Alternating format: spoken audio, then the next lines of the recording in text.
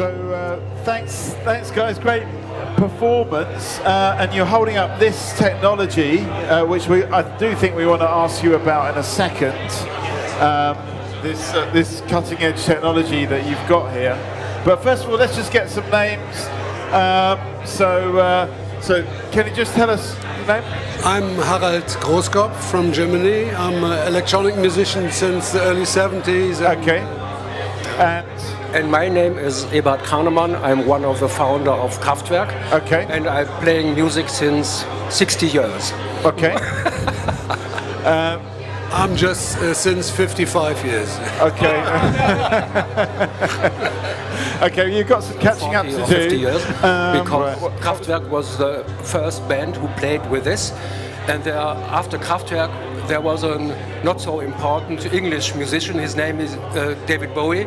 He copied this style and tried to make a style of too, but it was not so good. KRAUTWERK is better. Okay, all right. Okay, so how did the device come about? Can you say a little bit about it? I just heard about it. I never used it until this moment here. Okay, so you know, but he did, you know, in the late 60s or early 70s. And but I knew the instrument, you know, and but this is now a new outcome. It is a new product, but it's based on the original stylophone from 1968. 1968. Okay, can you tell us about how it actually came about and how? I used it maybe 1970 or 71. This is a long time ago. Yeah. But it was the first model. But this is a follower model, and this one is much better. The sound is more intensive. You can make more changes.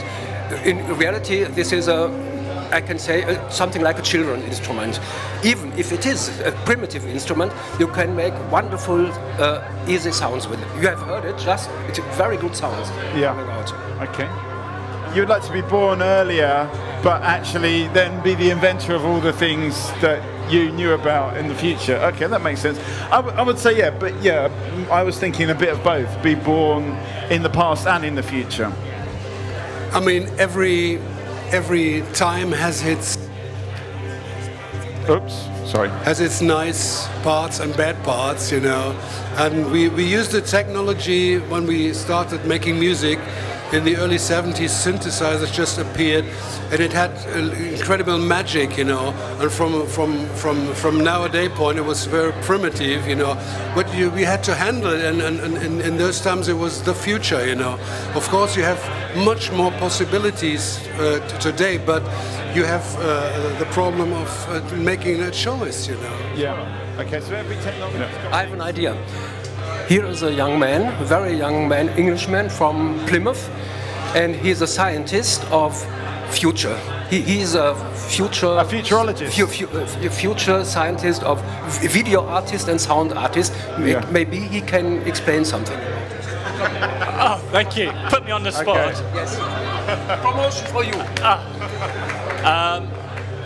I think today people are more precious about the technology, and therefore they're less likely to be experimental with it. Right. But a few years ago, I think people were much more rigorous and What do you mean precious? They're precious about technology? Less willing to break it and rewire it and hack about with it. Okay. So I think today, because it's more expensive, so people are not willing to, say, break open their iPhone? I think people do, but I think it's less of an invitation to it. Has become much more open and accessible. But I think less original with the experimentation, therefore. Cool. But I think the stuff like the Arduino culture, the MakerBots, that's kind of exciting, but I haven't seen anything subversively challenging. Why do you think that's happening? Well, that's a bigger question. Okay. Does anyone else want to answer it? If they agree with what Matthew's saying, if people are not being subversive, why? Is it that people are being too safe because of commercial pressure and things like that? Like, people think that capitalism innovates, but it kind of just slaps labels on things. It doesn't really innovate. Is it that universities are being squeezed and things and aren't pushing out new products that do new, incredible, amazing things? I mean, do you think that the culture we're in now is less subversive than perhaps in the 60s or 70s? I'm a man of the 60s. I began to make this experimental music with Kraftwerk in 1967. This was a very, very wild time. From 67, maybe 10 years. Very intensive. A lot of drugs, alcohol, and boys and girls naked together, making all these wonderful things. Now, it is boring, nothing happens, and it is all commercial, and all people looking television, hear commercial music. And 50 years ago, it was only revolution. In Germany, we had a cultural revolution. I think at this time in England there were Beatles and Rolling Stones, and they all said, it was okay, but it was no revolution. It was commercial. And in Germany, it was not commercial. It was against everything. It was a fight against everything. We said shit to everything, and wham, wham, wham. Wow. Yes. Okay. And now nothing. Only commercial things. What were you going to say, Harald? I mean, yes. I think it was more, especially in Germany, because our parents were Nazis most of the time. His parents, we were just talking about on the way here, were involved in the building of the V1 rocket which bombed London, and they never, in the family, they never spoke about it. He just found out that they must have been involved. My father was a Nazi party member, and we had these fights, and there was a big split in the generation. So our rebellion was everything from the past was fuck it, even the good German traditions, we didn't want to have anything to do with it. That's why we were able to have a field of unknown, unused field of creativity. That's and we created krautrock. Krautrock was a bad word from the English music press, because crowds and stuff, and in the beginning nobody, we're no krautrockers, and this now is a term of cult, which we like and we like to use, But it was a rebellion that maybe because of Trump, the Brexit, and all these right-wing tendencies. In tomorrow we see whether Europe will fall apart, and because of France, we will see that, and I can see dark clouds. But do we need that darkness in order to have this spirit of revolution? Can we have that spirit of the 60s, of this kind of like rejection of all the bullshit without? Do we have to have the pain of war and darkness to have that? No, we don't have to have it. It happens, and we will see. And hopefully it doesn't happen, because creativity can be done under every circumstances. But from our experience in the past, usually a dark historical situation puts out a lot of art, Right. The 20s after the World War I, and hopefully it never will be repeated. History most of the time will be repeated in the second time as a fake, or as a, how to say that? A farce. Yeah, a farce. Yeah. I think what it needs is politicians that decide.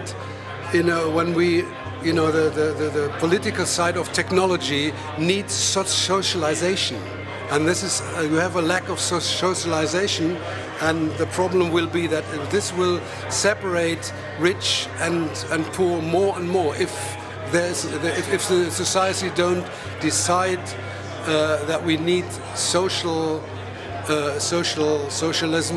in technology. So actually, society's got to decide that this technology has to be given to more people, and this technology needs to be distributed. I was going to say, the technology is interesting, but it's what you do with the technology. It's only a tool. So I think what you were saying about the experimentation, the filters kind of blocking that, it comes back to that kind of criticality about what you do with it as a tool to express and articulate ideas.